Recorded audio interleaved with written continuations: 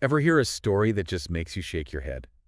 Like where someone promises the world, but it Mhm. turns out to be, well, just a giant lie. Oh, absolutely. Some things seem almost too big to be fake, but then they are.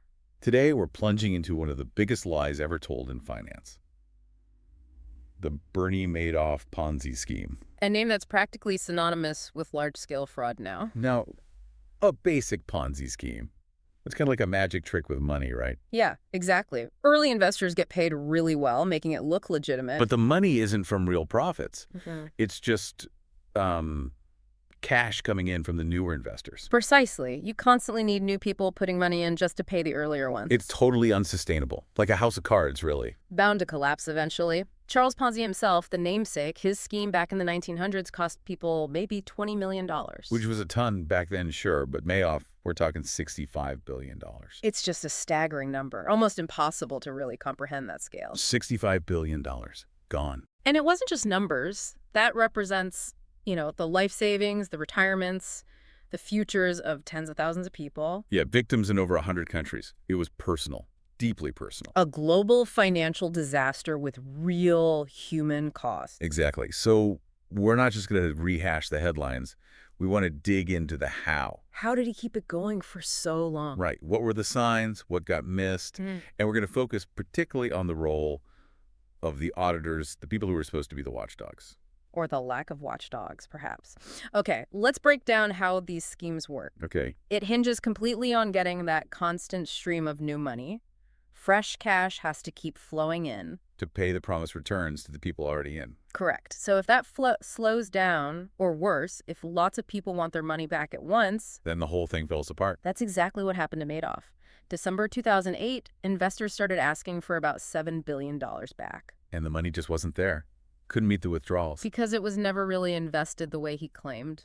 And one thing that really should have screamed problem was the consistency of his returns. Oh, absolutely. Year in, year out, whether the market was up or down, he reported these steady, positive gains. Which, if you know anything about investing, is just not how it works. Real funds have ups and downs. Right. You see volatility. Madoff's performance looked like this suspiciously smooth upward line. It defied financial gravity. It basically suggested he wasn't really in the market at all. Which, of course, he wasn't.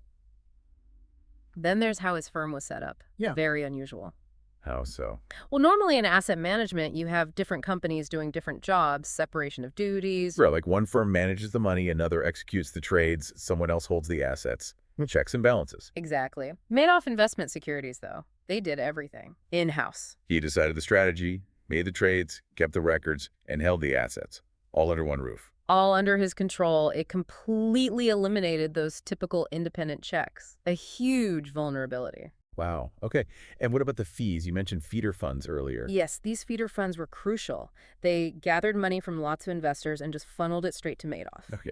Now, Madoff's fee structure was clever in a way. Most hedge funds charge, say, a management fee plus a cut of the profits. Right. The classic 2 and 20. Madoff didn't. He just charged a standard commission per trade like a broker. So what did that mean for the feeder funds? It meant they could charge their clients the hefty 2 and 20 or similar fees on the money they sent to Madoff. So the feeder funds made their money by channeling assets to Madoff, and Madoff's low fees made that very profitable for them, Precisely. It created a massive incentive for them to just keep sending him money. without maybe asking too many hard questions, because digging deep might slow down the money train. Got it. Thorough due diligence wasn't really in their financial interest, unfortunately. It discouraged scrutiny. So the fee structure itself was kind of a red flag, or at least enabled the lack of oversight. It definitely contributed. And then look at who was running the show internally at Madoff's firm. His family. Key roles, yeah. His brother was chief compliance officer, the main rules guy. A fox guarding the henhouse, basically. You could say that. His nephew, director of administration. His sons were directors. His niece was general counsel and rules compliance attorney. So zero independent oversight within the firm itself. Virtually none. Who's going to challenge the boss when he's also family and signs the paychecks? Makes sense.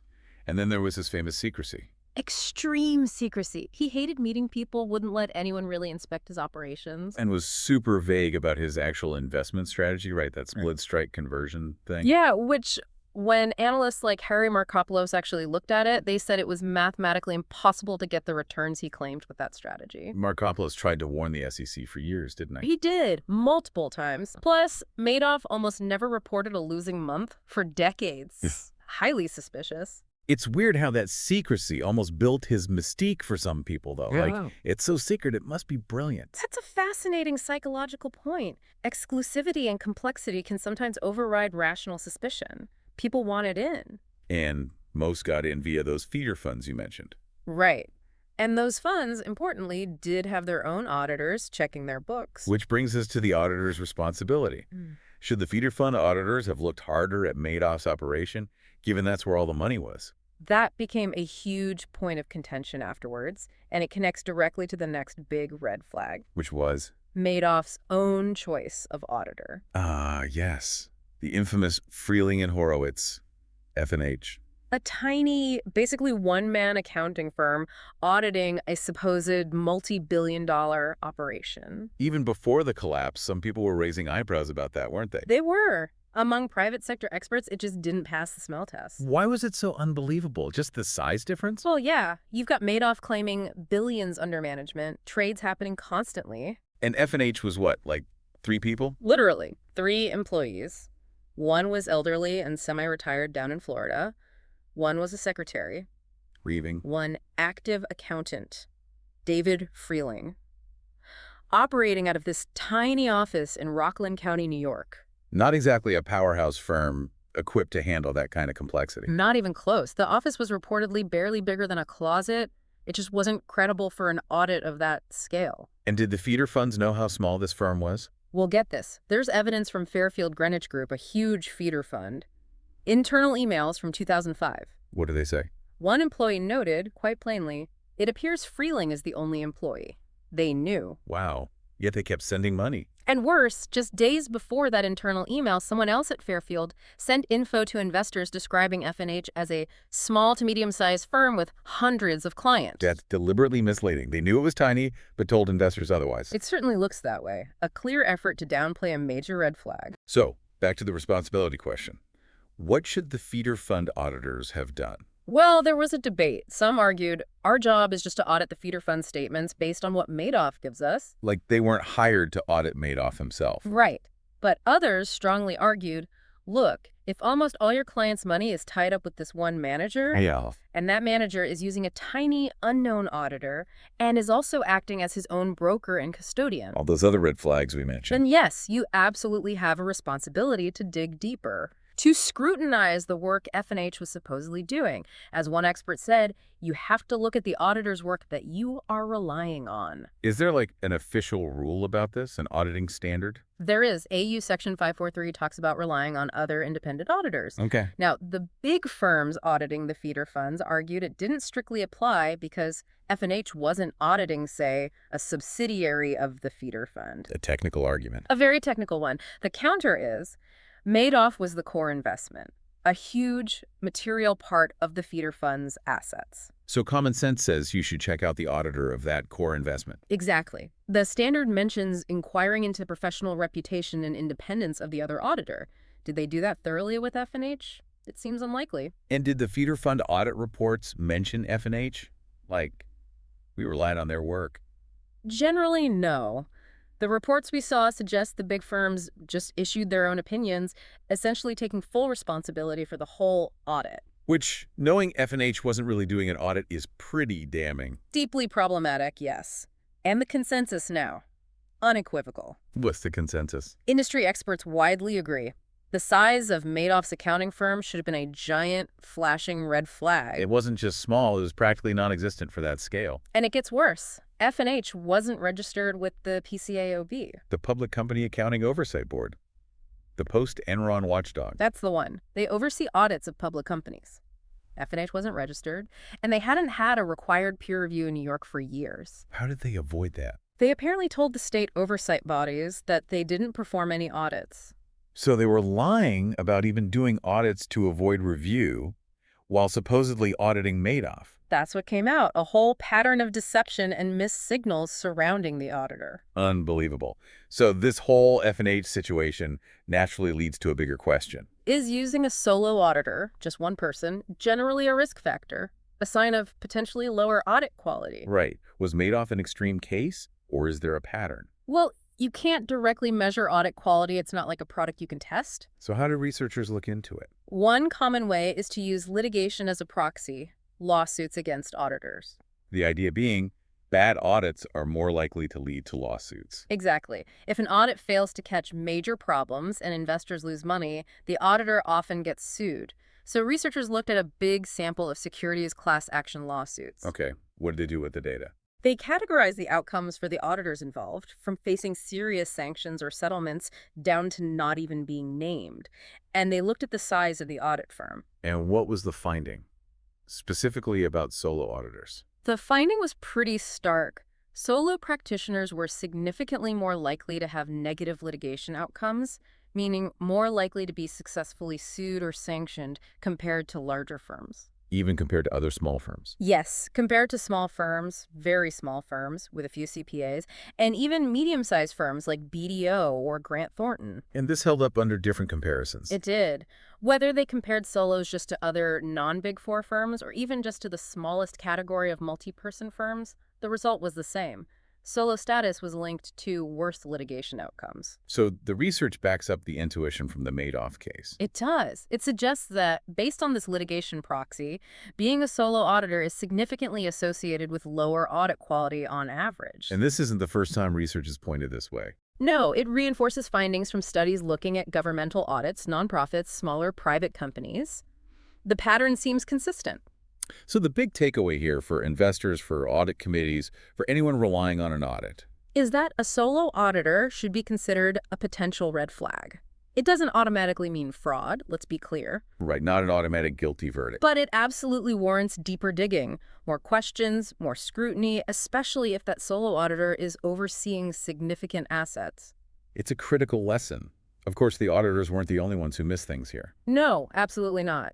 The SEC's role, or lack thereof, is a huge part of the story. They received so many warnings, including from Markopoulos. Mm-hmm. Incredible, detailed warnings, Yet the investigations just didn't uncover the fraud. With hindsight, they seem inadequate. which led to a lot of recommendations, right, for investors and regulators. Yes, for investors, really scrutinize prospectuses, don't ignore red flags, be super wary of guaranteed high returns, basic stuff but crucial. And for regulators. Things like really follow up thoroughly on tips, better training for investigators, use diverse expert teams, be more proactive in looking for risks before they blow up. Makes sense.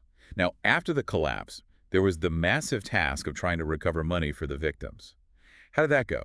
Surprisingly well, actually, all things considered. The Madoff Victim Fund, the MVF, has done remarkable work. Really? How much has been recovered? As of late 2024, they'd paid out over $4.3 billion. Wow.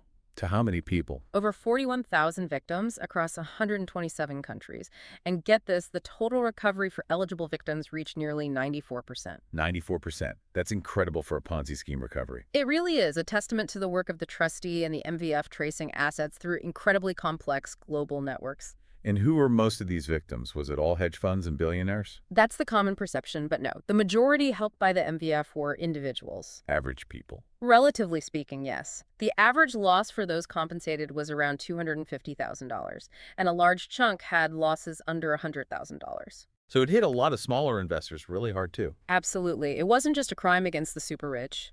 And that recovery effort, handling hundreds of thousands of calls and emails, is actually wrapping up soon in 2025. 8 years of distributions, a long road. A very long, complex road. So as we wrap up this deep dive, it feels like the core lesson is Madoff was just this perfect storm of ignored red flags. It really was. A confluence of factors, failures of due diligence, regulatory misses. And that solo auditor, Freeling and Horowitz, stands out as a particularly stark example. A tiny firm supposedly overseeing billions. It's a huge warning sign. Again, not definitive proof of fraud on its own in every case. But something that demands immediate, serious scrutiny. Absolutely. In the complex world of finance, you need that healthy skepticism. Right. You need to ask tough questions and verify things independently. Don't just trust the impressive facade. Which leaves us with a final thought, I guess. Madoff caused immense damage. What other, maybe seemingly small things in finance today What other little red flags might be hiding much bigger risks? That's the million-dollar or perhaps billion-dollar question, isn't it? What responsibility do we all have, investors, institutions, regulators, to look past the shiny surface and demand real proof, real oversight? It's about diligence, independence, and not being afraid to question things that seem too good to be true. Definitely something to keep thinking about.